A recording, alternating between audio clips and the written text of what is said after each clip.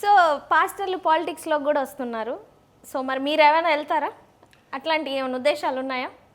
మేము నిజంగా వెళ్ళాల్సిన టైం వచ్చినప్పుడు ఖచ్చితంగా భగవంతుడు పిలుస్తాడు, ప్రజలందరూ పిలిచారు అనుకున్నప్పుడే మేము వెళ్తాం అమ్మా. నేను వెళ్తే మాత్రం నాకు ఒక క్లారిటీ ఉంది.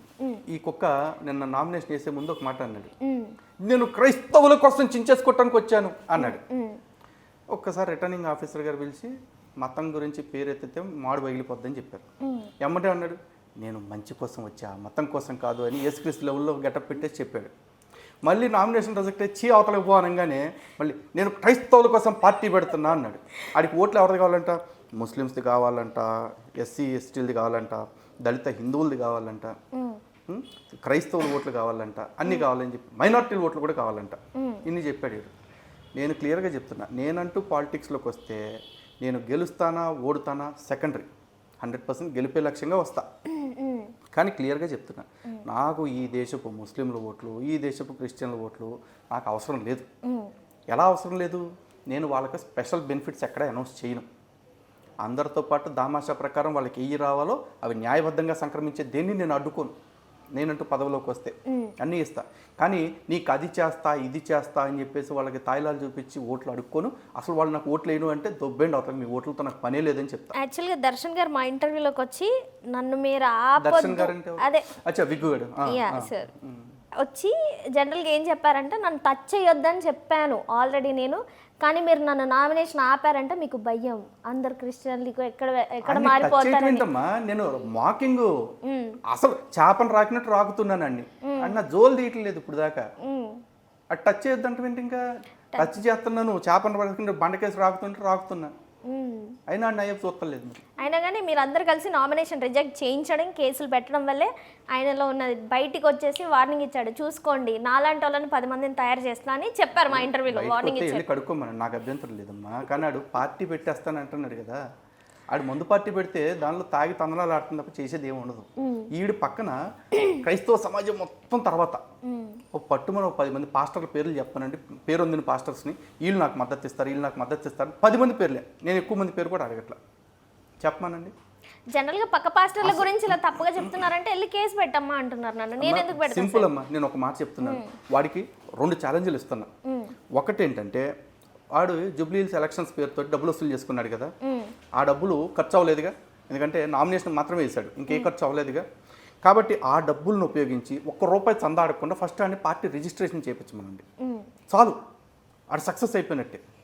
రిజెక్ట్ అయిన నామినేషన్ లాగా పార్టీ అప్లికేషన్ కూడా రిజెక్ట్ అయితే ఆడి కర్మ, మనం ఏం చేయలేం, అది చేయమనండి. రెండోది, ఆడు 10 మందిని తెలంగాణలో 10 మందిని ఆంధ్రాలో నిలబెడతానంటున్నాడు కదా, ఆ 10 మందికి నామినేషన్ డబ్బులు పార్టీ తరఫునే ఇస్తూ ఎవరిని డబ్బులు అడగకుండా నేను నామినేషన్స్ పార్టీ తరఫునే డబ్బులు ఖర్చు పెట్టి చేపిస్తాను అని చెప్పి చేపించమనండి. ఆడు పార్టీ రిజిస్ట్రేషన్కి ఎంత ఖర్చు అయితే అంత నేను ఇస్తానని చెప్పాను. ఇప్పుడు కూడా అదే ఛాలెంజ్కి నిలబడి ఉన్నా.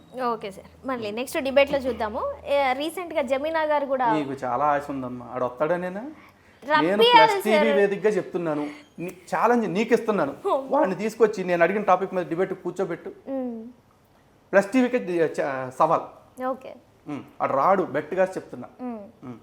ఓకే సార్, ఇది ట్రై చేద్దాం మనం ఖచ్చితంగా. ట్రై కాదు, చేసి చూపిద్దాం. అండ్ రీసెంట్గా జమీనా గారు ఒక పోస్ట్ పెట్టారు సార్ రీసెంట్గా, జీసస్ వల్లే నేను ఇలా విన్ అవ్వగలిగాను అని చెప్పేసి. దాని మీద మీ రియాక్షన్ ఏంటి? దాని మీద పెద్ద రియాక్షన్ ఏమి లేదమ్మా. యాక్చువల్లీ జమీమా రోడ్రిగస్ ఆవిడ క్రిస్టియన్, ఆవిడ దగ్గర అంతకంటే పెద్ద ఎక్స్పెక్ట్ చేయాల్సింది ఏం లేదు. ఆవిడ విశ్వాసాన్ని ఆవిడ ప్రకటించుకుంది. అండ్ అక్కడ ఫస్ట్ ఆఫ్ ఆల్ ఆవిడ ఈ దేశం యొక్క ఈ టీం యొక్క గెలుపుకి మంచి మేజర్ రోల్ ప్లే చేశారు కాబట్టి first of all we thank her and we appreciate her. ఇక దేవుడి పేరు చెప్పుకోవటం అంటారా, నిజంగా ఆవిడని తిట్టడం కంటే కూడా ఆవిడని ఒక ఇన్స్పిరేషన్గా తీసుకుందాం. సాధారణంగా మన వాళ్ళు ఏం చెప్తారు, హిందువులు ఎవరన్నా మ్యాచ్ గెలిస్తే వి థ్యాంక్ గాడ్ అంటారు. ఆ గాడ్ ఎవరో స్పెసిఫై చేయరు. ఆవిడ స్పెసిఫై చేసుకుంది, ఆవిడ నమ్ముతున్న దేవుడు పలానా అని చెప్పేసి. ఆవిడ ట్రోల్ చేస్తున్నారు అందరూ, బాగానే ఉంది. మరి నిన్న హోంమంత్రిగా ప్రమాణ స్వీకారం చేశాడు మహమ్మద్ అజారుద్దీన్, తెలంగాణ హోంమంత్రిగా. ఆయన ఏం చెప్పాడు, Mohammed Azharuddin do swear in the name of Allah అని చెప్పేసి అన్నాడు. అల్లా పేరుతో నేను ప్రమాణ స్వీకారం చేస్తున్నా అన్నాడు. అంటే తనకు క్లారిటీ ఉంది అల్లా అనే పేరుతోటి. అలాగే హిందువులు కూడా నేను అంటున్నాను, మీరు గాడ్ అనకండి. గాడ్ అంటే ప్రతి గుడిసెట్టుగాడు గాడ్ అని చెప్పుకుంటాడు. ప్రపంచంలో చాలా మతాలు ఉన్నాయి, ఎవడు పడితే ఆడికి గాడ్ అనే పేరు ఉంది. చెప్పండి మీరు కూడా భగవంతుడు అని చెప్పండి, పరమేశ్వరుడు అని చెప్పండి, లేకపోతే శివుడు, రాముడు, విష్ణువు, అమ్మవారు, నీకు నచ్చిన పేరు చెప్పండి. వాళ్ళు ఇన్స్పిరేషన్గా తీసుకోండి ఇప్పటి నుంచైనా సరే. వాళ్ళు ఏదైతే క్లారిటీ మెయింటైన్ చేస్తున్నారో ఆ క్లారిటీ మనం కూడా మెయింటైన్ చేద్దాం. ఎండ్ ఆఫ్ ద డే ఇక్కడ దేశము అనే కాంటెక్స్ట్కి వచ్చేపాటికి మన టీం గెలిచింది అంతవరకు చూస్తా. ఆ టీం గెలవటానికి ఈ జమీమా అనే ఆవిడ షేర్ ఇచ్చారు, దాని వరకు ఓకే. ఆ తర్వాత ఆవిడ ఎవరి కారణంగా చేశాను అంటే ఓకే. కానీ ఆవిడ విషయంలో ఇంకా కొన్ని స్పెక్యులేషన్స్ కూడా ఉంది. స్పెక్యులేషన్స్ ఆర్ ఫ్యాక్ట్స్ నాకు తెలియదు, గూగుల్లో వచ్చిన ఇన్ఫర్మేషన్ ఫేస్బుక్లో చూసి చెప్తున్నా. కొన్నిసార్లు ఈ గేమింగ్ క్లబ్స్ ఉంటాయి కదా, స్పోర్ట్స్ క్లబ్స్ని హైర్ చేసుకుని ఆవిడ అక్కడికి వచ్చిన తర్వాత ఆ ప్లేయర్స్కి గాస్పెల్ ప్రీచింగ్ చేయించారట వాళ్ళ పేరెంట్స్ తోటి. అలాంటి చేష్టలు ఎప్పుడైనా జరిగినప్పుడు ఖచ్చితంగా అలాంటి వాళ్ళ మీద చర్యలు తీసుకోవాలి. ఎందుకంటే ప్రతి క్లబ్కి కొన్ని బైలాస్ ఉంటాయి, కొన్ని రూల్స్ ఉంటాయి. ఆ రూల్స్కి ఎగనెస్ట్గా వెళ్ళినప్పుడు యాక్షన్ తీసుకుంటారు. కానీ ఇక్కడ వీళ్ళు ఏం చేస్తున్నారు, ఆవిడ క్రైస్తవురాలైనందుకు ఆవిడని బహిష్కరించారు అంటారు. క్రైస్తవురాలైనందుకు బహిష్కరించాల. క్రీడల్లోకి మతాన్ని తీసుకొచ్చి క్రీడాకారులకి మతాన్ని అంటగట్టాలని మతోన్మాదం చూపించినందుకు తన తండ్రి ద్వారా ఆ కారణంగా చర్యలు తీసుకున్నారు. అది ఎవరి మీదైనా చర్యలు తీసుకుంటారు, నువ్వేం ఎక్సెంప్షన్ కాదు.